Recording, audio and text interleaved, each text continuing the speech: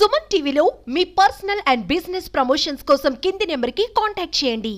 August 1వ తారీఖున supreme court రాజ్యాంగ ధర్మాసనం ఒక తీర్పు ఇచ్చింది. ఆ తీర్పులో రాజ్యాంగానికి ఆ తీర్పు అనుగుణంగా లేదు, రాజ్యాంగాన్ని బైపాస్ ఇచ్చి ఆ తీర్పు ఇచ్చినట్టుగా కనబడుతోంది. అది ఒక కుట్రపూరితమైన తీర్పులాగా ఈ రోజున భారతదేశం అంతా కూడా భావిస్తూ ఉంది. వర్గీకరణ సమస్య అన్నది మిత్రులు చాలామంది సోదరులు, మాదిగ సోదరులు అందరూ కూడా ఇది ఆంధ్రప్రదేశ్కే సంబంధించింది, ఆంధ్రప్రదేశ్ లీడర్సే మాట్లాడుతున్నారు అని అనుకుంటున్నారు. ఇది ఆంధ్రప్రదేశ్లో మాలలిచ్చిన బంద్ కాదు, ఇది రిజర్వేషన్ సంఘర్షణ బచావో, రిజర్వేషన్ బచావో సంఘర్షణ సమితి ఆల్ ఇండియా లెవెల్లో ఇచ్చిన బంద్ ఇది. అంటే ఎక్కడా కూడా భారతదేశం అంతా కూడా వర్గీకరణ వద్దనే చెప్తా ఉన్నారు. ఎందువల్లంటే అంబేద్కర్ రాసిన రాజ్యాంగంలో షెడ్యూల్ కులాలని విభజించమని కూడా ఎక్కడా చెప్పలేదు. రాజ్యాంగం 341 ఆర్టికల్లో షెడ్యూల్ కులాలని ఏమన్నా ఉంటే కలపమన్నాడు, లేదంటే అభివృద్ధి చెందితే తీసేయమన్నాడు తప్పితే ఆయన ఎక్కడా కూడా దీన్ని చెప్పలేదు. ఒకవేళ నిజంగా మీరు సుప్రీంకోర్టుకి నేను చెప్తా ఉన్నాను, మీరు ఈ తీర్పుని అనుకుంటే మీరు పార్లమెంట్కి డైరెక్షన్ ఇవ్వండి, పార్లమెంటులో రాజ్యాంగ సవరణ చేసి ఇది 341 సెక్షన్ని అమెండ్ చేసుకుని అప్పుడు దాని ప్రకారం తీర్పు ఇవ్వమని చెప్పాలి. కానీ సుప్రీంకోర్టు డైరెక్ట్గా రాజ్యాంగానికి వ్యతిరేకంగా ఈ తీర్పు ఇచ్చింది. అందువల్లే ఈ తీర్పు వల్ల మరి మొత్తం రిజర్వేషన్ అంటే షెడ్యూల్ కులాల రిజర్వేషన్కి సంబంధించి, షెడ్యూల్ తెగల రిజర్వేషన్కి సంబంధించి కోర్టులకి ఎటువంటి అధికారాలు లేవు కాబట్టి దాన్ని వెంటనే సుప్రీంకోర్టు ఆ తీర్పుని వెనక్కి తీసుకోవాలని మేము కోరుతా ఉన్నాం. అందుకే ఈ బంద్ పిలుపు. తెలంగాణ, ఆంధ్రాలోని రాష్ట్ర ప్రభుత్వాలకు విజ్ఞప్తి చేస్తా ఉన్నాను, బంద్ విషయంలో మా పోరాటం సుప్రీంకోర్టు మీద.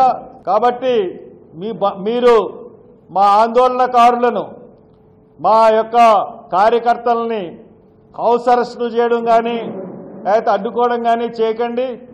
మేము ముందుగానే చెప్తున్నాం, ఎమర్జెన్సీ సర్వీసెస్, అంబులెన్స్ సర్వీసెస్ కానీ, హాస్పిటల్ సర్వీసెస్ కానీ, ఇంకా ఏమన్నా ఎమర్జెన్సీ సర్వీసులు ఉంటే వాటికి బంద్లో భాగస్వామ్యం ఉండదు, వాళ్ళని బంద్ నుంచి పూర్తిగా మినహాయిస్తాం.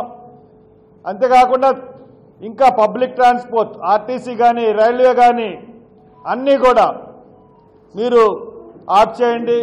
వ్యాపార సంస్థలకి మేము చెప్తున్నాం, స్కూళ్ళ యాజమాన్యానికి మేము చెప్తున్నాం, భారత్ బంద్ని పూర్తిగా మీరు సహకరించండి. రాజ్యాంగానికి వ్యతిరేకంగా మేము తలపెట్టిన బంద్ ఇది. రాజ్యాంగాన్ని అనుసరించమని, రాజ్యాంగానికి వ్యతిరేకంగా జరుగుతున్న చర్యలకి వ్యతిరేకంగా తలపెట్టిన బంద్ ఇది. రాజ్యాంగాన్ని కట్టుబడి ఉండాలి అందరూ. సుప్రీంకోర్టు, పార్లమెంటు అందరూ కూడా రాజ్యాంగాన్ని కట్టుబడి ఉండాలి. రాజ్యాంగాన్ని మార్చాలంటే పార్లమెంట్లో సవరణ చేయాలి. కాబట్టి ఈ బంద్ని సంపూర్ణంగా మరి సహకరించమని అందరినీ కోరుతా ఉన్నాను. సుమారు నాకు వాట్సాప్ గ్రూపులో ఒక 60-70 ఉన్నాయి అన్ని జిల్లాల నుంచి. ఆ ప్రతి గ్రూపులోని సభ్యులు కూడా రోడ్ల మీదకి రండి, వాట్సాప్ను వదిలిపెట్టండి, రోడ్డు మీదకి వచ్చి మీరు ఆందోళన చేయండి. ఆందోళన చేసి ఎక్కడున్నా సరే మన బంద్ విజయవంతానికి ఎవరైనా సరే ఆటంకం కలిగిస్తే తప్పకుండా వాళ్ళని అడ్డుకోండి. బంద్ను మట్టుకు సంపూర్ణంగా నిర్వహించండి. కొంతమంది ఎస్పీలకు చెప్తున్నాను, కొంతమంది డిఎస్పీలకు చెప్తున్నాను, మీరు ఆటో పర్మిషన్లు కూడా ఇవ్వట్లేదు. ఈ జిల్లాలో కానీ రాష్ట్రంలో కానీ బంద్ గురించి ఆటోలు పబ్లిక్ మైక్ పెట్టుకుని తిరుగుతామన్నా కానీ మీరు పర్మిషన్లు ఇవ్వట్లేదు. వాళ్ళందరికీ కూడా మరి ఏదన్నా అవాంఛనీయ సంఘటనలు జరిగితే మట్టుకు దానికి పూర్తి బాధ్యత ఆ కన్సర్న్ ఎస్పీలది, డిఎస్పీలదే. కాబట్టి మాకు కడుపు రగులుతున్న ఈ విషయం మీద మీరు ఖచ్చితంగా ఎస్పీలు మీరు ఏమన్నా వ్యతిరేకంగా చర్యలు పెట్టి ఏమన్నా తీసుకుంటే ఏదైనా అవాంఛనీయ సంఘటన జరిగిందంటే దానికి పూర్తిగా పోలీస్ డిపార్ట్మెంట్దే బాధ్యత అవుతుందని తెలియజేస్తూ, ఇంతకుముందు ఒక తీర్పు వచ్చిందండి. 5 ధర్మాసనం, రాజ్యాంగ ధర్మాసనం ఇదే సబ్జెక్టు మీద 2004లో తీర్పిచ్చిందండి. ఆ 2004లో తీర్పిచ్చినప్పుడు ఏం చెప్పారంటే సుప్రీంకోర్టు 341 ఆర్టికల్ ప్రకారం 341వ అధికరణ ప్రకారం దీన్ని ఒకవేళ క్లాసిఫికేషన్ చేయాలనుకుంటే రిజర్వేషన్స్ని ఆ ఆర్టికల్ని సవరించమన్నారు. అదే తీర్పుని బేలా త్రివేది గారు తమ జడ్జిమెంట్స్లో పేర్కొన్నారు. ఇప్పుడు రాజ్యాంగాన్ని 341 మార్చకుండా బైపాస్ చేసి రాజ్యాంగాన్ని స్టేట్స్కి ఎలా అధికారాలు ఇస్తుంది? నిన్న మొన్న అంటున్నాడు చంద్రబాబు జిల్లాల వారీగా విభజిస్తానని.